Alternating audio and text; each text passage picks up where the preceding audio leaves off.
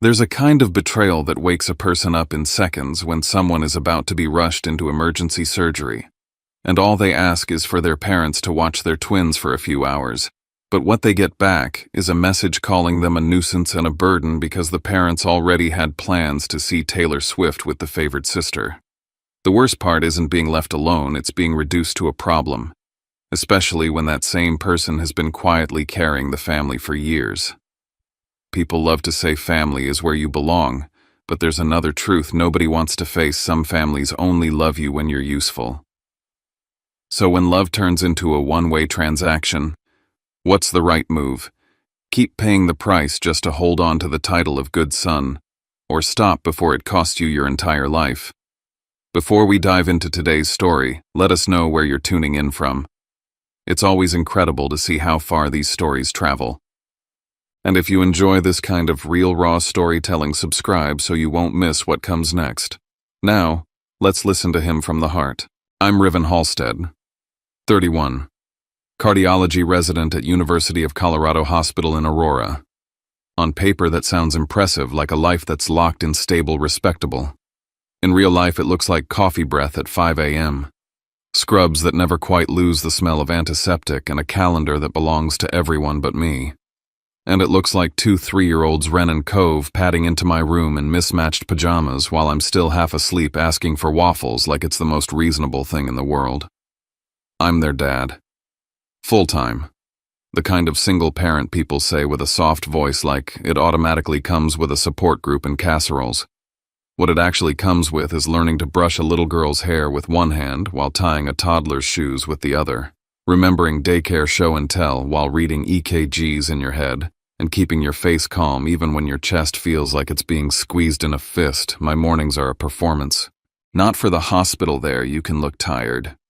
There, everyone's tired. My performance is for my kids.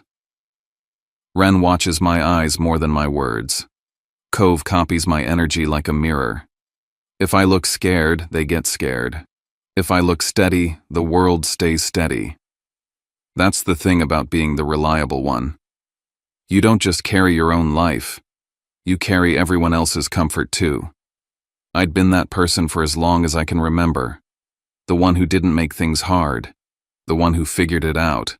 The one who didn't ask for much. Even with my parents. Even with my sister. Even after everything, there was still a part of me that clung to this naive, stubborn thought. They're still my parents. When it matters, when it really matters, they'll show up. I learned how wrong I was on a Tuesday night. It had been one of those shifts that stretches time until it doesn't feel real anymore. 16 hours on the floor, consults stacked on consults, alarms and pages, and the steady hum of people trying not to die. By the time I left, my body felt hollowed out, but I wasn't reckless. I wasn't falling asleep at the wheel. I was alert in the way residents learn to be alert, running on adrenaline and duty. I was driving home thinking about nothing and everything. Ren's new obsession with dinosaurs. Cove insisting he could fix the toaster with a spoon. The babysitter's note about snack time. Bills. A case from earlier that wouldn't leave my mind. The light turned green. I eased into the intersection. And then there was a sound like metal tearing open the world. A truck too fast, too close, blew through the red light like it didn't exist. I didn't even have time to swear. It hit my driver's side with a force that made the air leave my lungs. Glass exploded. The steering wheel jerked. The inside of the car became a storm of noise and impact, and then... blank. When I came back, it was in fragments. Someone shouting my name. A pressure against my shoulder. The nauseating sway of movement. A siren that seemed to vibrate in my bones. Riven. Riven, can you hear me? I forced my eyes open. Everything was too bright and too close. My vision narrowed and widened like a bad camera lens. There was a face above me, familiar, focused. Idris, I rasped, though the word came out wrong. Dr. Idris Kane, ER physician. We'd worked side by side for 2 years. The kind of guy who stayed calm when everyone else spun out, the kind of colleague you were grateful for without ever saying it out loud. You were in a collision, he said, fast, but controlled. We're taking you in. I think you're bleeding internally. My stomach, no, my abdomen felt like it was on fire, a deep spreading heat. My hands trembled against the straps holding me still. I tried to shift, but the movement sent a sharp pain through me that stole my breath. Emergency surgery, Idris added. He didn't soften it. He didn't pretend. We need to move. The word surgery hit me like another impact, not because of the knife, not because of the fear of anesthesia, because of Ren and Cove. My kids, I said, grabbing at his sleeve with fingers that didn't feel like they belonged to me. Ren. Cove. They're with your sitter, Idris asked. He already knew me well enough to guess. Yes. I swallowed hard. My throat tasted like pennies. She leaves at 8. Idris glanced at his watch. It's 7:15. 45 minutes. I had 45 minutes to find someone to be in my house with my children before the babysitter walked out the door. 45 minutes to keep my kids from waking up and finding the world empty. My phone was somewhere near my hip, sticky with my own blood. I fumbled for it, smearing the screen as I unlocked it. My hands were shaking so badly I almost dropped it twice. I didn't scroll through options. I didn't weigh who was busy. I didn't think about pride. I called my parents. It rang. Once. Twice. 3 times. 4. My dad answered like I'd interrupted him. What Cal's voice was tight, impatient. I could hear something in the background music movement, the muffled energy of people getting ready to leave. Dad, I said, forcing the words past pain. I'm in an ambulance. There was an accident. They're taking me to the hospital. I need surgery. A pause. Not the kind that meant concern. The kind that meant annoyance. I need you, I continued. I need you and Mom to go to my house, please. Just for a few hours. The twins. I heard my mother's voice, sharp and close, like she was right beside him. I heard laughter after that. A familiar laugh. Marlo. My sister. They were together. All of them. Not scattered in their own lives. Not unreachable. Together. Hold on, my dad said, muffling the phone. I listened to the blur of their voices. My mother's tone irritated. My father's low, dismissive response. Marlo's laugh again, bright and careless. And then the line went quiet.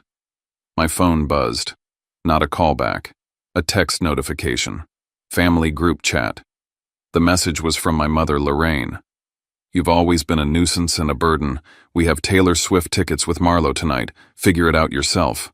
My breath caught so hard it felt like choking. I read it once, twice, 3 times, like the letters might rearrange into something else if I stared long enough. They didn't. Another message popped up, this time from my dad. You're a doctor. You're used to hospitals. Don't make this into a bigger deal than it needs to be. And then Marlo, no words. Just a laughing reaction like my life was a meme.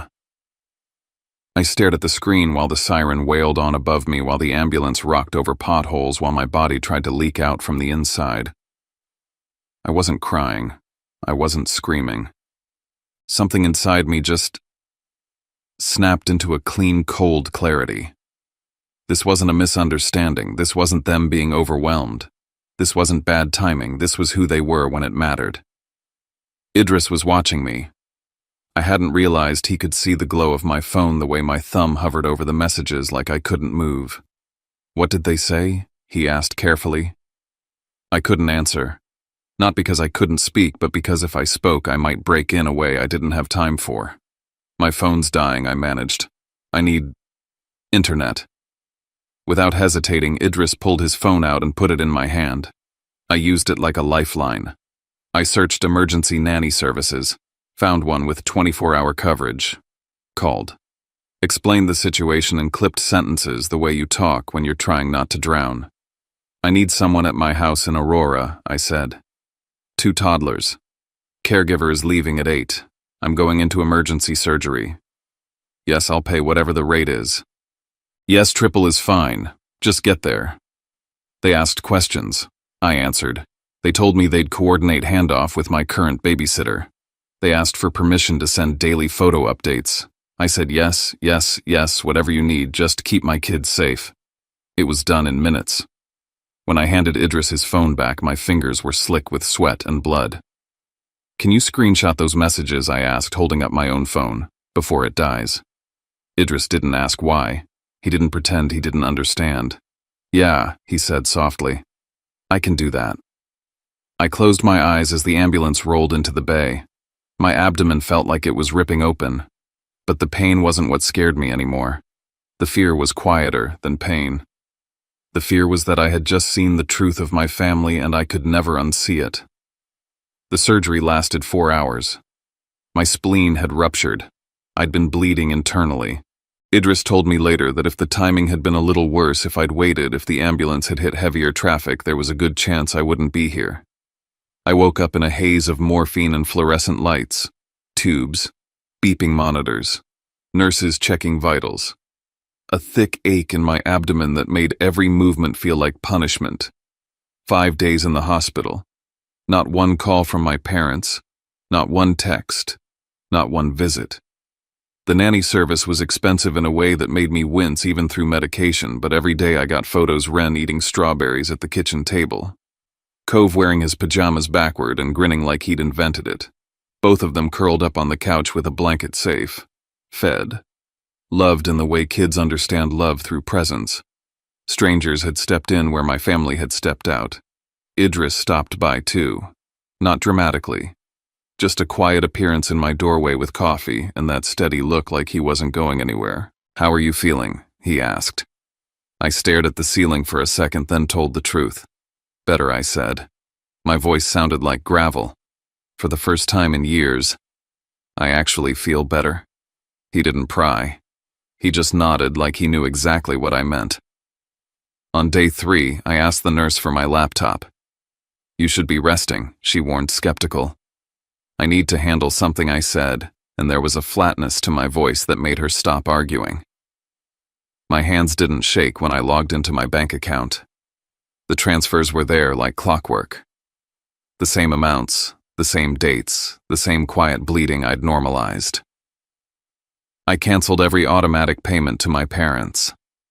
Every recurring transfer. Every just this month arrangement that had become a life sentence. Then I opened my phone settings and blocked my dad's number, my mom's, Marlowe's.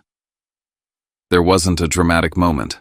No tears, no final message, no speech. It felt like setting down a weight I'd carried so long I'd forgotten it was there until the moment I didn't have it in my hands anymore. Lying there stitched up and sore, I told myself one simple thing. If my life wasn't enough for them to reschedule a concert, then my love sure as hell wasn't enough to earn what should have been given freely in the first place. I went home after 5 days.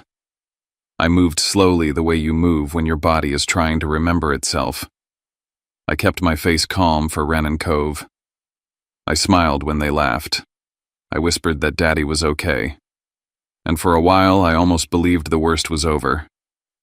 Then 2 weeks later, on a quiet morning when the house smelled like pancakes and toddler shampoo, I heard a knock at my front door. 3 sharp knocks. And my heart rate spiked like I was back on the gurney. I wish I could tell you the knock was the first time I felt fear in my own house. It wasn't. The fear had been living in the background for years, hiding under routines and obligations.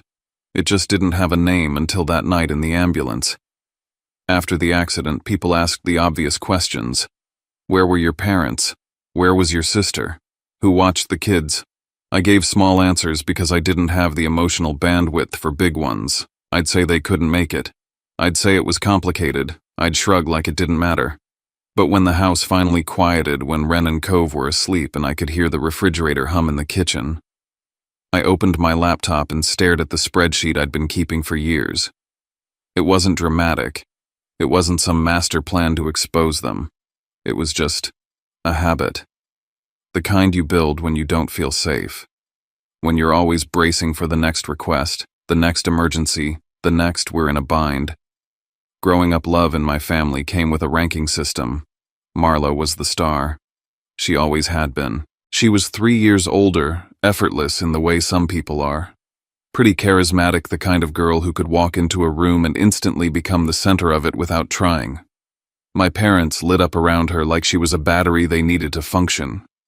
When she decided she wanted to work in fashion and branding, my mother cried happy tears. My dad called her gifted, visionary, a dreamer who would do big things. When I said I wanted to become a doctor, my dad nodded once. That's practical. That was it. Practical. I told myself it didn't matter. I buried myself in school because school was the one place the rules felt fair. Study hard, work hard, get results.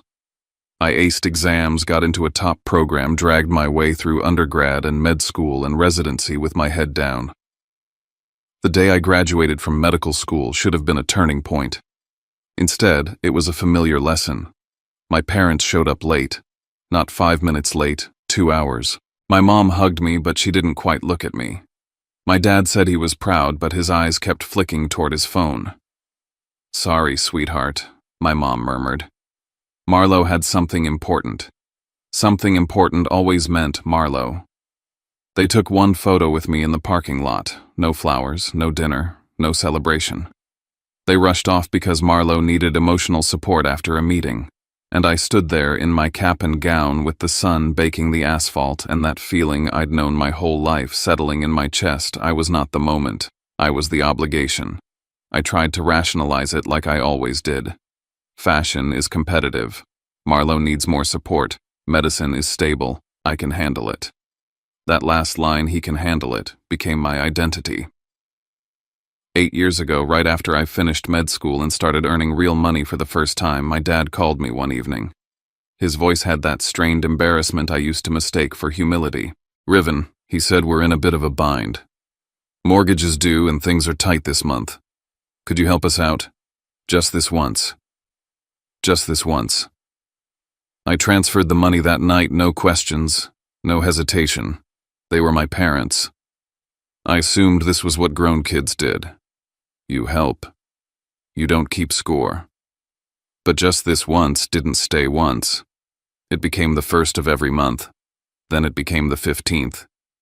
Then it became the random emergencies that somehow always landed when I had a break between rotations, like they knew my life well enough to time their crises. First it was mortgage. Then health insurance premiums when my dad's work coverage changed.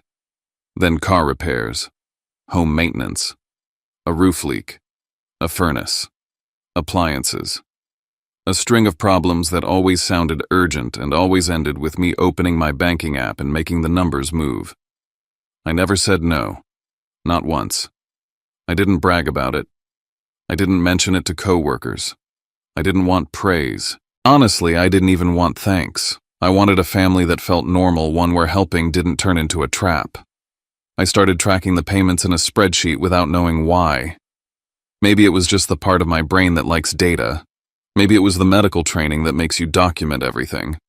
Maybe it was a quiet, frightened part of me that needed proof that I wasn't imagining the weight I felt. The deeper I went into residency, the more my life narrowed into survival work, kids, sleep, when possible. Somewhere in there, I became a father of twins. That story is messy and tender and painful in its own way. But the important part is this. I didn't become a single dad because I wanted the credit. I became one because I didn't have a choice. When the twins were small, so small they fit in the crook of one arm each, I called my parents during one of the worst nights of my life. Ren was crying so hard she turned red. Cove wouldn't latch onto a bottle. I hadn't slept more than an hour. I had rounds in the morning. My hands were shaking from exhaustion. "I need help," I told my mom. "Even just for a day. I'm drowning." She sighed like I'd asked her to move a mountain. "Oh, honey," she said, "we wish we could. But Marlo is so stressed right now. She really needs us." And that was that. They didn't come. Not for a weekend. Not for the first month. Not when I sat on the kitchen floor at 3 a.m. with 2 babies screaming and tears sliding down my own face because I couldn't remember the last time I'd felt like a person. But the transfers still went out. Mortgage. Insurance. Emergency. I kept giving because I'd been trained to believe that being needed was the same as being loved. After the accident, lying in my hospital bed, I looked at the spreadsheet again with different eyes. 8 years. Lines and lines of payments that didn't just add up to help. They added up to a life built on my silence. Then I started noticing something I hadn't wanted to notice before. Certain emergency payments didn't match what my parents had told me. The timing was wrong. The explanations were vague. The amounts were inconsistent in a way that didn't feel accidental. I'd labeled some of them in my notes as support miscellaneous, or help urgent because that's what they'd called it. But when I lined up the dates with my memory, when I placed them beside the times my parents had said they needed to fly out to LA to help Marlo, the weeks they'd talked about her projects and campaigns and big opportunities, the pattern showed itself like an X-ray. Some of that money wasn't just keeping my parents afloat. Some of that money was propping up Marlo, quietly, indirectly, without ever telling me the truth. And suddenly the family dynamic I'd lived with my whole life had a financial spine. Marlo wasn't just emotionally favored. She was being funded. By me. I sat there in the dark, the laptop glow reflecting off the kitchen window, and it felt like my stomach dropped, not from surprise but from recognition, like my body had known before my mind allowed it to. Then came the second shift in the ground. After I canceled the transfers and blocked their numbers, I thought the fallout would be obvious. My parents would call, they'd panic, they'd demand answers. But what happened first was quieter and more calculated. A cousin I barely talked to texted me out of the blue. "Hey man, heard you've been off since the accident. Just checking in." Off. That single word told me everything. They weren't approaching this as a family crisis. They were approaching it as a narrative problem. If I stopped paying, I had to be unstable. If I called out what they'd done, I had to be confused. Because if I was sane, if I was clear, if I had reasons, then they were exactly what they were afraid the family might finally see. I read the message, then stared at the kitchen table where Ren's crayons were scattered and Cove's toy trucks were lined up like a little convoy. My kids had no idea what kind of war had just begun around them. They just knew I was home. They just knew I was theirs. And in that moment, I understood why I'd asked Idris to screenshot the group chat without even thinking. My parents were already building the story they planned to tell. And if I didn't have proof, numbers, dates, screenshots, they would bury me under their version of events before I ever opened my mouth. That's why the knock at my door 2 weeks later didn't just scare me. It felt like the story catching up. Like someone was finally stepping into the space my parents had controlled for years. I stood in my hallway, heart pounding, my palm pressed flat against the door. Who was out there? And how much did they know? The knock wasn't polite. It wasn't the tentative tap of a neighbor asking to borrow sugar or the delivery driver trying not to wake sleeping kids. It was firm, 3 clean raps, like whoever stood on the other side already knew I'd answer, even if I didn't want to. I froze in the hallway with my hand still smelling faintly of dish soap and pancake batter. My incision pulled when I shifted my weight. Ren's little voice floated from the living room, singing to herself the way she did when she was playing with her stuffed animals, while Cove made engine noises with his toy truck, perfectly happy in the small, safe world I'd fought so hard to keep steady. The house felt too quiet all at once. My first thought was my parents. Somehow. Even after the messages. Even after the silence. My body still carried that old reflex, the one that said they'll show up when it matters. The reflex didn't die easily. It just got bruised and shoved into a corner, waiting to embarrass you at the worst time. I moved toward the door carefully, one step at a time, like my own ribs might protest. I didn't call out. I didn't want to invite conversation through wood. The peephole narrowed the world into a single circle. A man stood on my porch, tall even with age, wearing a dark wool coat that looked like it had never seen a wrinkle. His hair was silver and neatly combed back, and his posture, straight spine, squared shoulders, carried an authority that didn't come from being loud. It came from never having to be. Judge Ambrose Wynne, my grandfather. I hadn't seen him in almost 3 years. Not because I didn't want to, because there was always an excuse floating down from my parents like a final verdict. "He's too busy, honey. He's never in town. He doesn't want visitors. Riven said he'll call you back, Dad. He's swamped." I'd believed them longer than I should have, because part of being the practical kid was taking people at their word and not creating drama. But seeing him there on my porch, on my actual street, in my actual life hit me with a jolt that had nothing to do with surprise and everything to do with realization. Someone had worked very hard to keep him away from me. I unlocked the door, the latch clicking louder than it should have, and pulled it open. For a second, we just looked at each other. He wasn't smiling. His eyes were sharp, familiar, and suddenly I was 8 again, sitting too straight at his dining table, trying to impress him with my best manners. Then he stepped forward and wrapped me in a hug so tight it made my incision flare with pain. I didn't tell him to let go. I didn't even flinch. I just stood there and let it happen because the truth was I couldn't remember the last time someone in my family held me like I was something worth keeping. "Riven," he said, voice rougher than I remembered. "Let me look at you." He pulled back hands on my shoulders like he needed to confirm I was real. His gaze dropped immediately to the way I stood slower, careful, and to the protective way my hand hovered near my abdomen as if my body still didn't trust itself. "You're healing," he said, not as a question. "I'm getting there." His mouth tightened in a line that looked like restraint, like he was containing something heavier than anger.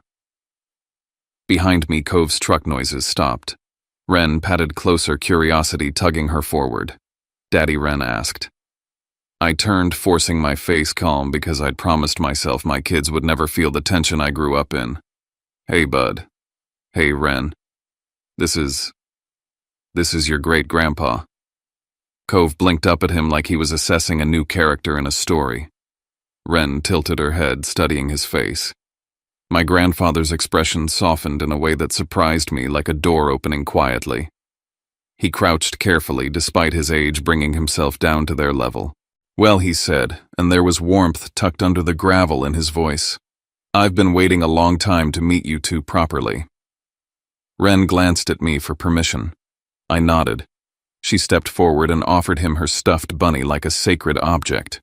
Cove inched closer, still wary, but not afraid. My grandfather accepted the bunny with absolute seriousness. "Thank you," he told her as if she'd handed him something priceless. And just like that, the air in my entryway changed. I ushered him inside. He wiped his shoes without being asked. Old habits, courtroom habits. The kind that made everything feel orderly even when your life wasn't. We sat at my kitchen table while Wren and Cove played within sight, occasionally peeking over as if to make sure he was still there. I poured coffee with hands that didn't quite know what to do with themselves. My grandfather watched me move, watched the small winces I tried to hide, and his eyes sharpened again. "I know," he said finally. I paused with the mug halfway to the table. "You know what I know about the accident. I know you were in emergency surgery." His voice stayed level, but there was steel underneath it. "And I know what your parents did." My throat tightened. He lifted a hand. "Don't. I didn't come here to force you to relive it." I stared at the coffee, watching a ripple tremble across the surface like my hand had shaken the table. "How did you find out Sable called me the night it happened?" he said. "Your aunt. My daughter. She didn't wait. She didn't soften it. She told me exactly what was said to you. Of course it was Sable. My mother always treated Aunt Sable like an inconvenience, too blunt, too perceptive, too unwilling to smile and pretend. Sable was the only person in my family who'd ever looked directly at the imbalance and named it out loud." My grandfather leaned forward slightly. "I also know you've been supporting your parents financially for years." My chest went tight, not with guilt, but with the strange sensation of being seen. I never told anyone that." "You didn't have to," he said. "I've suspected for a long time that something was off. The way Helen and Cal spoke about you, the way they spoke about Marlo, the way you were always fine, always busy, always handling it." His gaze flicked to the living room where my kids were now lined up on the rug, arranging blocks with the seriousness of engineers. "You don't end up a single parent in residency without carrying more than anyone," he continued.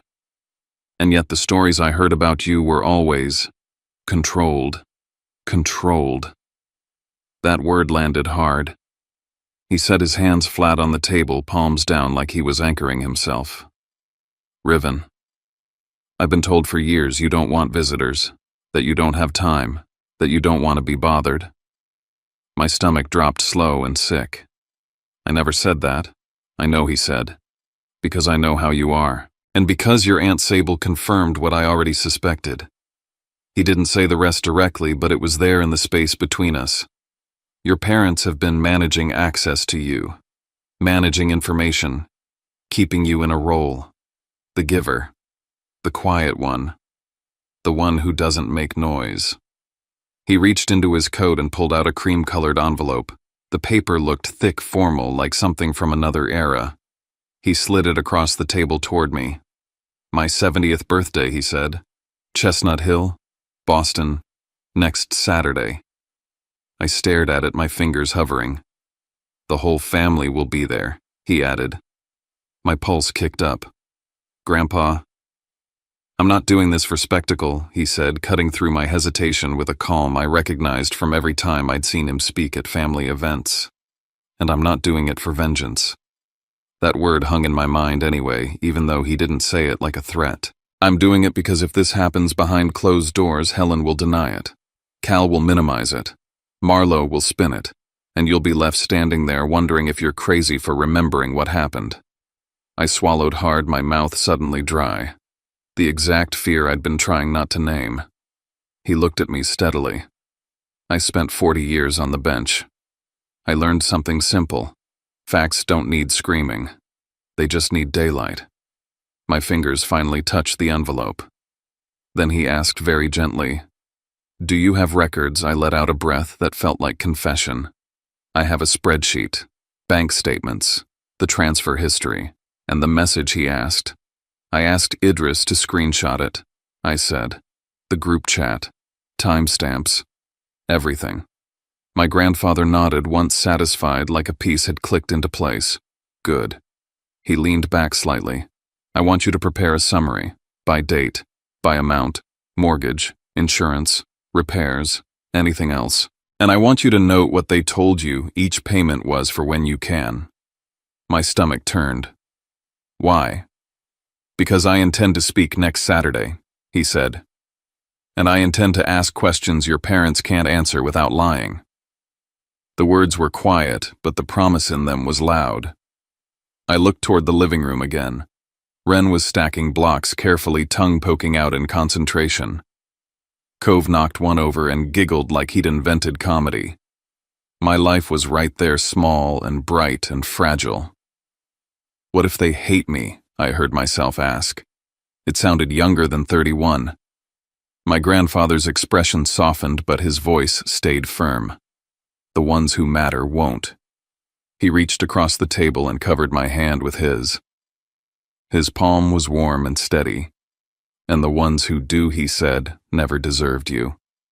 I wanted to believe that. I wanted to let it be simple.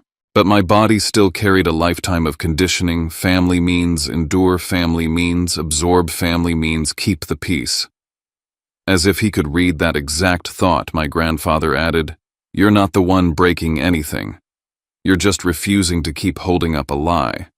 Before he left, he stood in the doorway and looked back at my kids one more time. Ren waved shyly. Cove waved like a politician. My grandfather smiled, a small, real thing. Next Saturday, he said. Be ready. The door closed behind him and my house felt different. Like a window had opened somewhere, letting in air I didn't realize I'd been missing. I turned back to the kitchen to clear the mugs, but my phone buzzed on the counter. A message. From a cousin I barely spoke to. Heard you and your parents had a falling out. Marlo's been saying you've been acting erratic since your accident. Just wanted to give you a heads up. My hand went still. Erratic. Acting. Since your accident. I stared at the screen, the words cold and precise, and I understood something with absolute clarity. They weren't waiting to see what I'd do. They were already moving. They weren't just denying what happened. They were preparing to make sure no one believed me when I said it out loud. I looked toward the living room again at Ren and Cove, and my fear sharpened into something else, something more focused. I wasn't afraid of being disliked. I was afraid of being erased, and I knew right then I was going to Boston. Because ever since the night I nearly died and got called a nuisance and a burden, the old life was gone. There was no gentle way back to it. There was only forward into the truth or into silence that would swallow me whole. The days leading up to Boston didn't feel like preparation for a birthday party. They felt like I was assembling a life raft while someone on shore tried to convince everyone watching that I was drowning on purpose. Recovery after surgery is supposed to be straightforward: rest, walk a little each day, don't lift anything heavy, let your body do what bodies do. But life doesn't pause because you've been stitched back together. Ren still needed baths. Cove still needed to be coaxed into brushing his teeth. Lunches still had to be made. Laundry still piled up like it took personal offense when I ignored it. I moved through my home slowly, careful with my core smiling through the dull ache that throbbed whenever I bent the wrong way. And in between all the normal things, I started doing something I'd never done before. I started checking. I checked the windows at night, making sure the locks were flipped. I checked the peephole twice before opening the door to accept groceries. I checked the camera on my doorbell like I expected to see someone I didn't want standing there watching my porch with too much patience. I checked my phone so often my thumb developed muscle memory for it. It wasn't paranoia the way people like to joke about. It was a new awareness my reputation had become something someone else could try to destroy with a few well-placed sentences.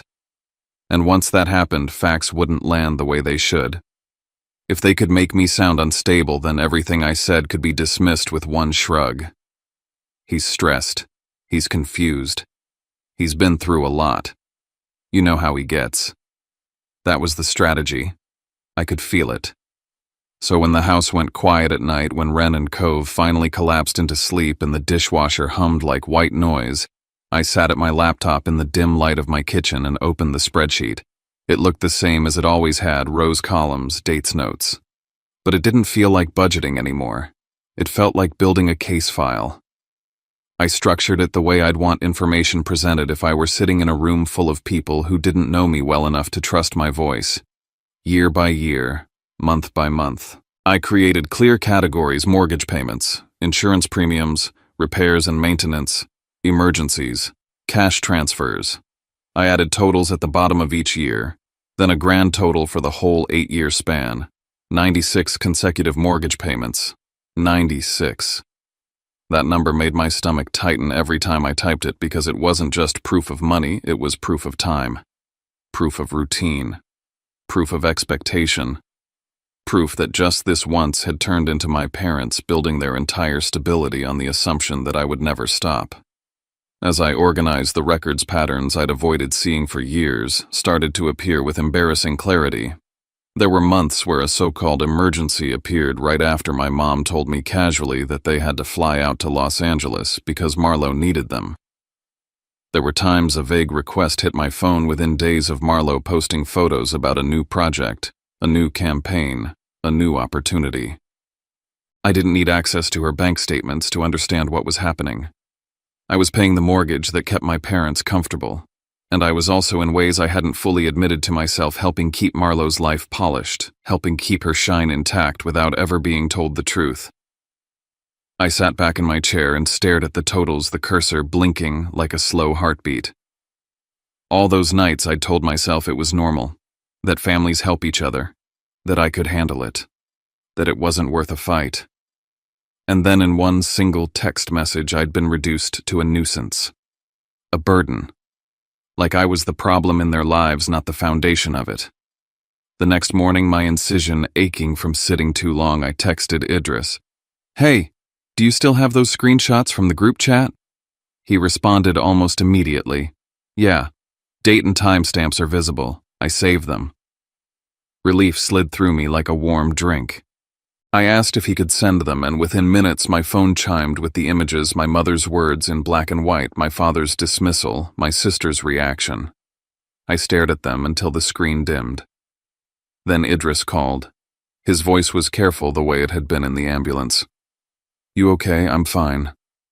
I lied automatically. He didn't let it pass. "Riven, when you called them, I heard voices in the background. More than one person. They weren't asleep. They weren't stuck somewhere. They were together." I closed my eyes. I'd known that. I'd heard it. But hearing Idris confirm it tightened the screws. They can't claim they didn't know, he added. They can't claim they didn't pick up. They answered. They chose. It didn't hurt more. The hurt was already maxed out. What it did was harden something in me. Thanks, I said quietly. For saving those. Any time, Idris replied. And then softer.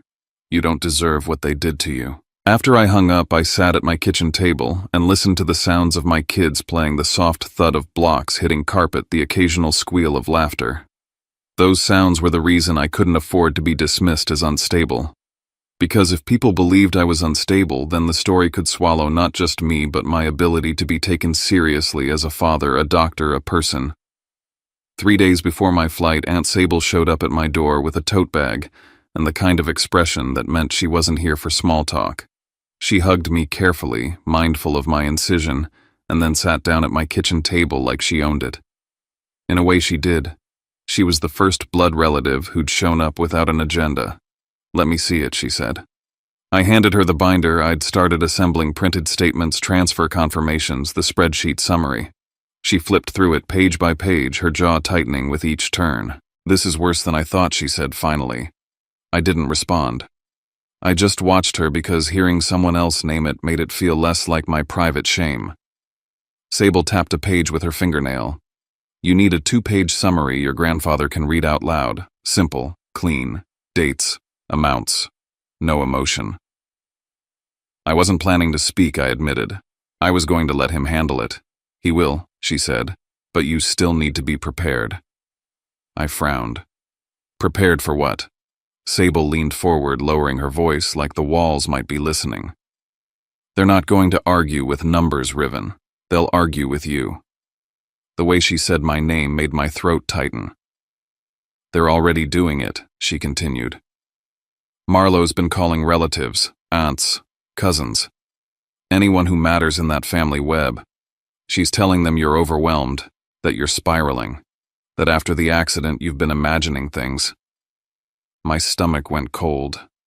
I got a text about me acting erratic. Sable nodded once. Your mother's playing the victim, crying, saying you cut them off for no reason, saying they're terrified for you. The word terrified almost made me laugh. Almost. Sable's eyes softened, but her voice stayed sharp. They're laying the groundwork so that when the truth comes out, everyone's already been primed to doubt you. I rubbed a hand over my face. The skin around my eyes felt tight with exhaustion. So what do I do? Just let them talk? You stay steady, she said. You stay boring. You stay factual. The second you get emotional, they'll point and say, see, he's unstable. I swallowed the bitter taste that rose in my mouth. I shouldn't have to perform calm just to be believed. I know, Sable said, quick and certain, but you're not dealing with fair people. You're dealing with people who survive by controlling the story. Her words landed like a diagnosis.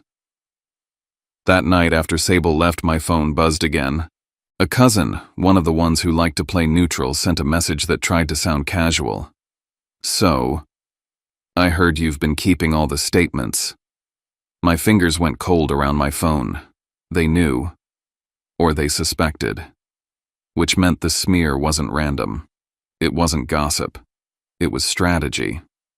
They were accelerating it because they could feel the ground shifting under them.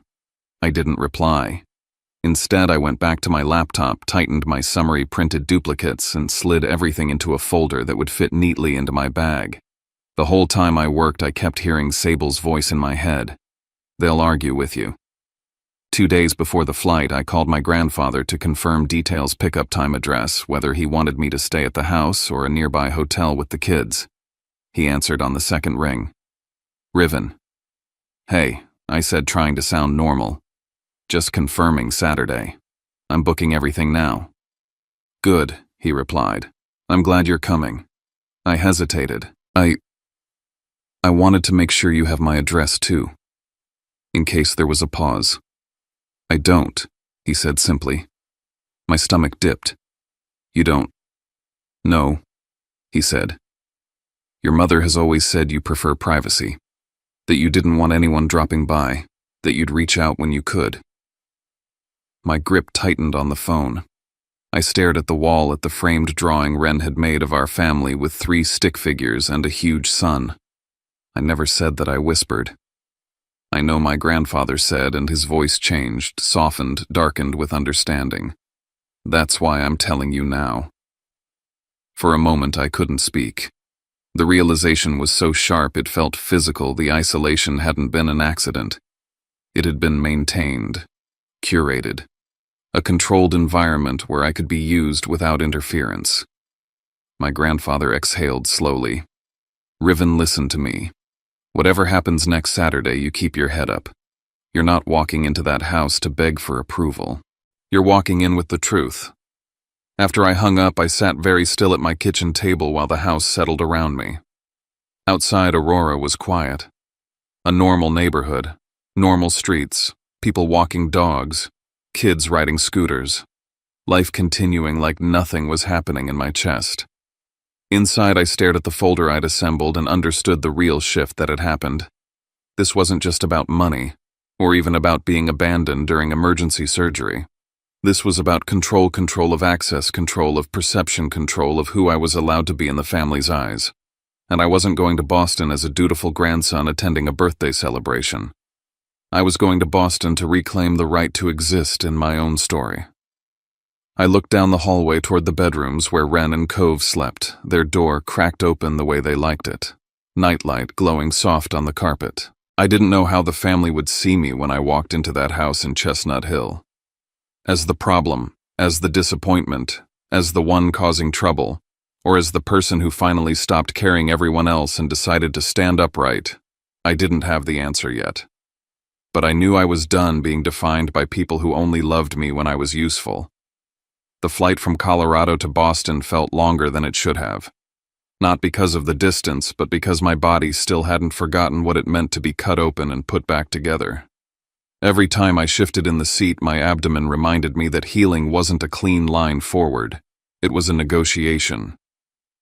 I moved carefully, helped Wren buckle her seatbelt, lifted Cove with more caution than strength, and smiled through the dull ache that pulsed like a low warning. I carried one backpack for the kids and one slim briefcase that never left my side. Inside it were 2 versions of the same truth. The first was simple. 2 pages, clean numbers, dates, totals, something my grandfather could read aloud without interruption. The second was heavy. Statements, transfers, notes, screenshots. 8 years of quiet compliance printed into something that could no longer be waved away as imagination. Before boarding, I set rules for myself the way I would before a complicated procedure. No arguing, no raised voice, no reacting before my grandfather spoke. Everything would stay linear. Everything would stay factual. If I lost my composure, I would lose control of the room. And I knew now control was the only currency my parents had ever respected. When we landed, my grandfather had arranged for a driver. The kids were excited in the way children get when everything feels big and unfamiliar. I watched Boston slide past the windows, brick buildings, narrow streets, history layered on itself, and tried to steady my breathing. Chestnut Hill came into view slowly, deliberately. Wide lawns, old trees. Houses that didn't announce wealth so much as assume it. My grandfather's estate sat back from the road, white columns framing a wraparound porch. Cars lined the circular driveway, luxury sedans, polished SUVs, license plates from multiple states. A string quartet played somewhere inside the sound, drifting faintly through open windows like a soundtrack for a life that looked perfect from the outside. This was the setting my family loved most. This was where they became who they wanted to be seen as. I stepped out of the car with Wren holding my hand and Cove balanced on my hip. The pain flared sharp and brief, and I adjusted without letting it show. If I showed weakness here, it would be read as confirmation. Inside the house glowed. Crystal chandeliers, champagne flutes, white tablecloths, laughter that bounced easily off the high ceilings. I saw my parents almost immediately. They stood near the fireplace, glasses in hand, relaxed in the way people are when they believe nothing can touch them. My father, Cal, looked distinguished in a dark suit, his posture confident, practiced. My mother, Lorraine, wore cream silk and smiled as she spoke to a cluster of relatives, her hand resting lightly on someone's arm like she belonged exactly where she stood. They hadn't seen me yet. For a moment, I watched them. Not with anger, with a strange clinical clarity. This was the version of them the family knew. Polished, approachable, concerned parents who had, according to their story, been abandoned by a son who had changed. Then my mother looked up. Her smile faltered. Just for a fraction of a second, but it was enough. My father followed her gaze. His jaw tightened.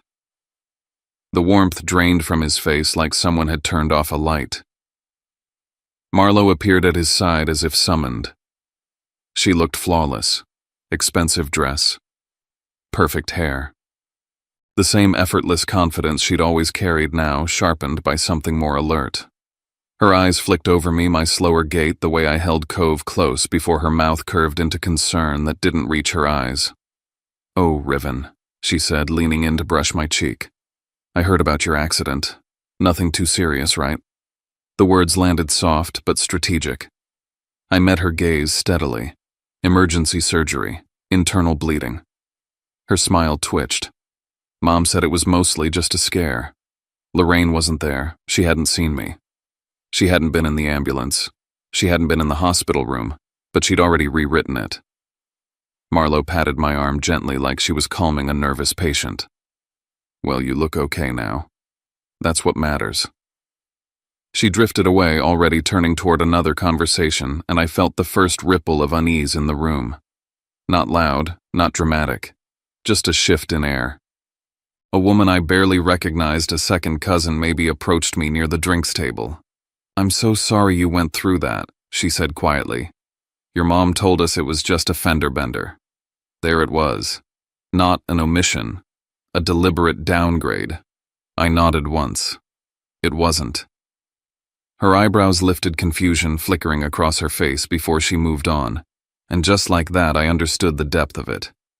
They hadn't just failed to show up. They'd adjusted the story so they wouldn't look like the kind of people who don't show up. I focused on my kids, got them juice, helped Ren avoid spilling it on the carpet, kept my voice light, my presence neutral. That's when the first real strike came. We were near the dessert table, tiers of pastries arranged like an art installation, when I heard Marlo's voice rise just enough to carry. "I'm honestly worried about Riven," she said, not looking at me.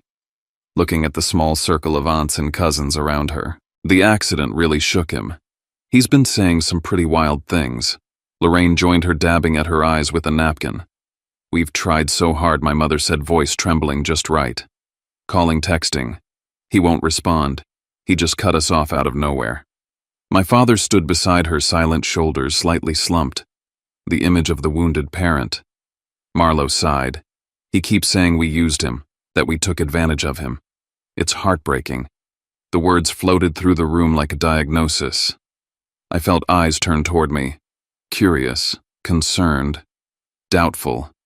A hand touched my arm. An older aunt leaned in, lowering her voice.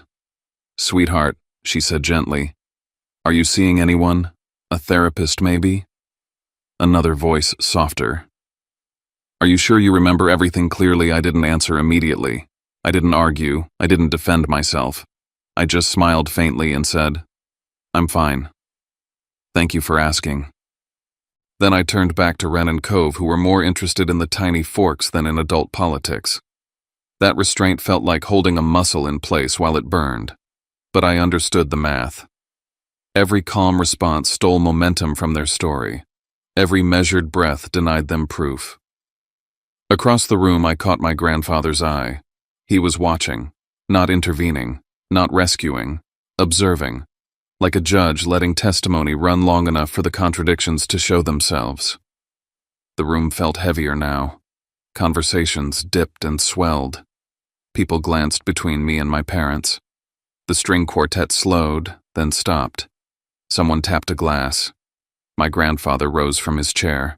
The sound wasn't loud, but it carried. I straightened instinctively, Ren's small hand tightening in mine. This was the moment. and I wondered briefly sharply whether my father would let it happen. My grandfather had just begun to step forward when my father moved. Not rushed, not flustered. Controlled. Dad, Cal said, voice steady, stepping into the open space. Before you say anything, there's something the family should understand. The room stilled. I felt it immediately, the shift, the calculation behind it. If my father spoke first, he could frame everything that followed. He could turn my grandfather's words into something reactive, something defensive. This was his last chance to keep control. My grandfather stopped. Let him. Cal turned to face the room, palms open, posture practiced. As many of you know, Riven has been under a lot of stress. Residency, being a single father, the accident. He gestured toward me, the concerned parent addressing an audience. Since the surgery, he's been distant, cold. He cut off contact with us completely. No explanation. Lorraine stepped in beside him, eyes already wet. We've only ever wanted the best for him, she said softly. But he's been saying terrible things, accusing us of abandoning him, of not loving him. Marlowe's voice joined in light but precise. He's always had a tendency to overthink, even as a kid. Lately it's just intensified. A murmur rippled through the room. I felt the weight of it press against my chest, not anger, not panic, but the dangerous quiet of being assessed. If I reacted now, I would confirm everything they'd just said. If I stayed silent, they'd claim I couldn't respond. I did neither. I knelt slightly to Ren's level and brushed a crumb from her dress. Cove leaned into my side, his fingers clutching my shirt. I stayed still. My father continued. There may have been a misunderstanding the night of the accident, he said. We didn't realize how serious it was. We tried to call back. I felt something cold settle in my stomach. That was a lie. I had the messages, the call logs, the screenshots. Idris. But I didn't move, not yet. Marlowe added. We were worried sick. She mentioned the wrong hospital, just a name, just a slip. But enough. I saw a few heads turn, a few brows furrow. People who knew Boston hospitals well enough to catch the mistake. My grandfather finally spoke. His voice wasn't loud. It didn't need to be. Richard, he said, using my father's full name, let me ask you something. The room went silent. My father hesitated. Of course. My grandfather looked at him evenly. Who has been paying your mortgage for the past 8 years? The question hung there, heavy. My father opened his mouth, closed it. Lorraine's face drained of color. I felt Ren's hand tighten around mine. And for the first time since I'd walked into that house, I knew. The story they'd built was about to collapse under the weight of something they couldn't smooth over. Numbers, dates, facts, and the truth waiting patiently in a folder at my side. The room didn't move. Not a chair, not a glass, not a breath loud enough to interrupt the silence that followed my grandfather's question. The chandeliers above us glowed warmly, absurdly out of sync with the cold stillness that settled over everyone standing beneath them. I stood near the dessert table with Ren pressed against my leg and Cove half hidden behind me. I could feel every set of eyes without looking up. It felt less like a party now and more like a courtroom stripped of ceremony. No benches, no oath, just people waiting to see who would break first. My grandfather didn't raise his voice when he repeated himself. Who has been paying your mortgage for the past 8 years? My father cleared his throat. Dad, that's not. It's a simple question, my grandfather said evenly. Answer it. Cal shifted his weight. We've handled our finances. Riven helped us a few times, sure, but Lorraine stepped in quickly, her hand gripping his sleeve. He offered, she said. He never struggled. We never forced him. The words hit with familiar precision. This was their instinct: minimize, soften, recast. Turn 8 years into a few times. Turn obligation into generosity. Turn dependence into coincidence. I understood then that even now exposed in front of their own relatives, they were still trying to shrink me. My grandfather nodded once as if he'd expected this. Let's be clear, he said calmly. Because words get slippery when people are uncomfortable. He opened the folder in his hands. The sound of paper shifting carried farther than it should have. This, he continued, is a financial record covering 8 consecutive years, organized by month, verified by bank statements. He held up the first page so the room could see the structure columns, totals, clean lines. Not accusation, accounting. Mortgage payments, he read. 96 consecutive months. Not missed. Not delayed. He paused, letting the number sit in the air. A murmur rippled through the crowd. 96, he repeated. That is not occasional help. That is a system. Lorraine's mouth opened, then closed again. My grandfather turned the page. Health insurance premiums, he continued. Covered during periods when Richard was no longer insured through employment. Another page. Vehicle repairs, home repairs, emergency transfers. He didn't rush. He didn't dramatize. He read like someone stating weather conditions. Then he reached the section marked with simple notes in the margin. There are also irregular transfers, he said, labeled emergency or support. These coincide repeatedly with periods when Marlo was beginning new projects, traveling, or requiring assistance. He didn't look at my sister when he said her name. He didn't have to. A few heads turned toward her anyway. Subtle, instinctive. My grandfather flipped to the summary page. The total, he said, is not insignificant. It is not ambiguous. And it cannot be dismissed as imagination. The room felt smaller now. Denser. He closed the folder gently and set it on the table beside him. Then he asked questions that weren't financial. How many times did you say thank you? He asked my parents quietly. How many weekends did you show up when he became a single father? How many times did you visit him in the hospital after emergency surgery? No one answered. There was nothing they could say that wouldn't contradict something already spoken. My grandfather let the silence stretch. Then he reached into the folder again, not for numbers this time. Now he said, let's address the night that has been described here as confusion. He looked around the room, once ensuring attention. Riven was in an accident, he said. Internal bleeding. Emergency surgery. This is documented. He held up his phone screen, facing outward. He contacted his parents, asking for one thing: temporary care for his children while he was on the operating table. He read the message aloud. Exactly. Without commentary. The words landed hard. Nuisance, burden, Taylor Swift tickets. Figure it out yourself. The room didn't erupt immediately. It inhaled. Someone whispered, "Oh my God." My grandfather didn't stop. He read my father's response, casual, dismissive. Then he read Marlo's reaction. A few people turned fully toward her now.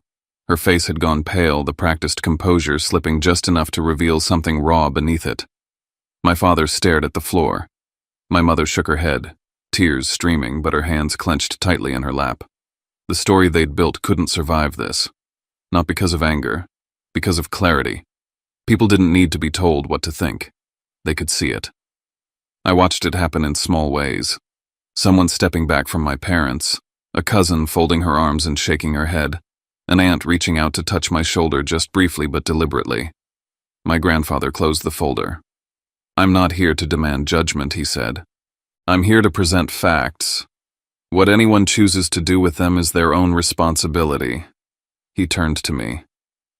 Riven, he asked gently, do you want to say anything? I felt the room tilt toward me. I stepped forward slowly, aware of my body, my breath, my children's presence grounding me. I didn't come here to embarrass anyone, I said. My voice was steady. I didn't even want to speak. I paused, letting that settle. I spent years being the one who didn't need anything, the one who could handle it, the one who wouldn't make things uncomfortable. I glanced at my parents. That night in the hospital taught me something. I wasn't strong in their eyes. I was convenient. A ripple moved through the room. I'm done paying to be tolerated, I continued. I've stopped financial support. I've taken space. That's not revenge. That's survival. I inhaled slowly. If there's ever a future relationship, it won't be built on denial or rewriting. It will start with acknowledgement, not apologies designed to move on, accountability. I looked down at Wren and Cove, then back up. I won't return to the old cycle. My father started to speak. This is humiliating, he said sharply. You've made your point. Are you satisfied now? I met his gaze without raising my voice. I'm done, I said. That's not the same thing. And I knew as his jaw tightened and the room held its breath that the truth was no longer mine to defend. What mattered now was what came after. My parents left early. Not in protest, not in fury. They simply gathered their things and walked out. No one stopped them. No one followed. No one said they understood. In families like ours, silence is the sharpest verdict. After they were gone, messages began arriving slowly, awkwardly. Relatives I hadn't spoken to in years apologized. Some admitted they'd always found the stories about me confusing, but had never questioned them. Others said nothing at all, but stayed close, offering quiet support through presence rather than words. The family group chat went still. Then it disappeared. Weeks later, my mother called from a number I didn't recognize. She left a voicemail. Everything was exaggerated. You hurt us. Why are you tearing the family apart? I listened once, then deleted it. Not out of spite, out of understanding. 3 months later, Aunt Sable told me my parents were selling the house. Without my transfers, they couldn't maintain it. They moved in with a relative who insisted on something new responsibility. Marlowe lost a contract soon after. Word travels differently when truth replaces polish. As for me, I rewrote my spreadsheet. The category once labeled support parents became protect kids, college funds, emergency care, help when I needed it. A year later, my life was quieter, healthier. I no longer bought affection. I no longer earned love by disappearing. And my children would never grow up believing care was conditional. That was the inheritance I chose to give them.